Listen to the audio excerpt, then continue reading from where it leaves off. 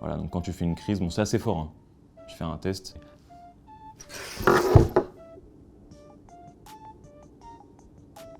Yo, c'est Raska et bienvenue dans les 10 essentiels de JQ.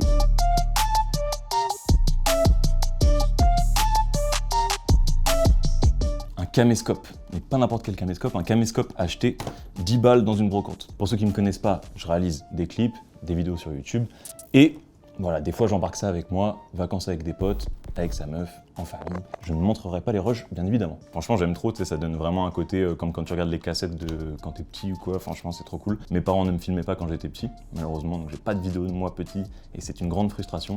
Mais avec ça, je filmerai mon gosse si j'en ai un. Un carnet, alors Clairefontaine ou pas, on s'en fout, il n'y a pas de placement. Un stylo, ça remplace cette merde-là qui, malheureusement, me prend beaucoup d'énergie et beaucoup de temps au réveil parce que je me jette directement dessus. Donc je me force à essayer de me jeter plutôt là-dessus. Et c'est là où on trouve les meilleures idées, les meilleurs concepts, où j'écris beaucoup de choses, la compta notamment, un truc très chiant à faire.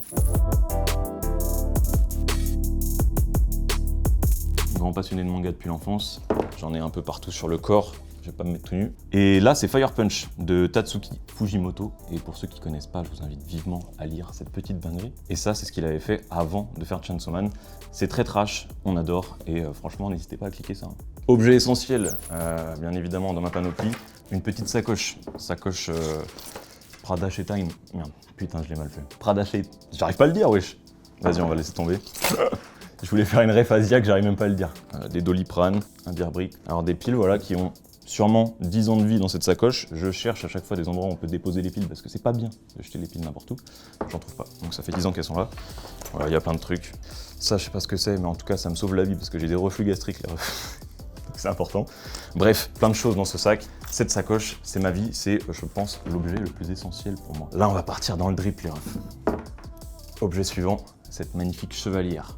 Impossible de sortir sans chevalière. Je me sens nu. Genre, j'ai rien sur les mains, là, je suis pas bien. Il y a même toute la petite boîte, j'ai le truc d'authentification. On va faire un beau plan, regardez, je la mets là-dedans, là, comme ça. Avec une pièce à l'intérieur d'Alexandre le Grand. J'ai acheté ça en Grèce, les refs. Normalement, c'est de l'or, vu le prix, j'espère, parce que j'aurais eu le seum. Et je sais pas si vous le faites en France, le truc avec les rappeurs où vous interviewez et qu'ils montrent tous leurs bijoux et tout. Vous le faites en France, ça? On attend ça, JQ. Dépêchez-vous.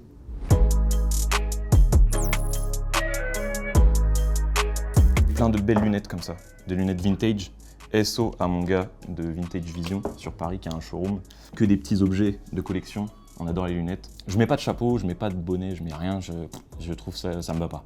Et pour moi les lunettes c'est un truc qui habille, faut assumer le truc parce que on peut te dire ah, tu fais le mec qui porte des lunettes alors qu'il fait nuit ou des trucs comme ça. Et Vintage Vision du coup mon gars qui a le showroom, il fait pas mal de placements pour des rappeurs, Freeze, Zuku Maizy, qui a d'autres, il y a Ginger Bigo, bref il bosse avec beaucoup de rappeurs, donc toutes les belles lunettes que vous voyez sur des rappeurs, souvent ça vient de chez lui. Objet essentiel pour tout fan de sneakers, attention les gars, je vais vous étonner, on se transforme en 10 tutos de Raska, c'est plus les essentiels, les lingettes pour bébé.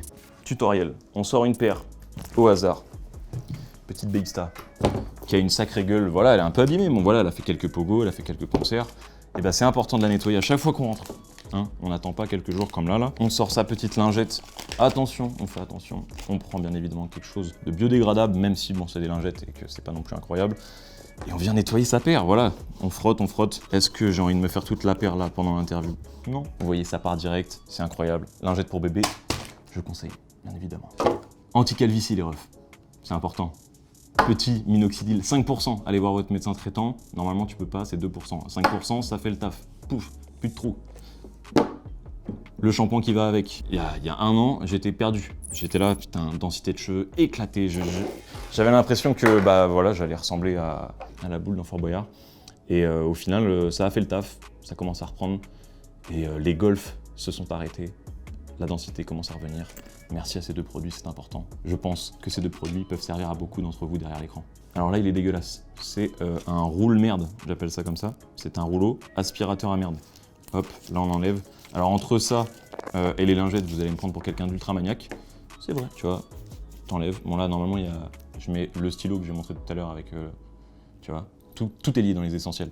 Et après, tu viens rouler comme ça, tac, t'enlèves toutes les petites pluches et t'es frais. T'es frais, c'est important.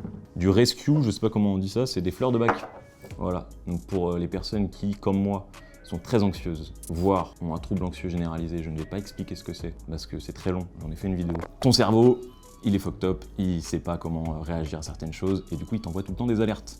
Alors qu'il n'y a pas forcément besoin. Tu ouvres le frigo, alerte. Il n'y a pas besoin. Bref, du coup ton cerveau il est un peu... Voilà, faut réussir à le réhabituer, faire des séances avec des médecins, etc. ou prendre des médicaments que je ne conseille pas personnellement, et cette chose-là, ça sauve la vie. Voilà, donc quand tu fais une crise, bon c'est assez fort, hein. Je fais un test,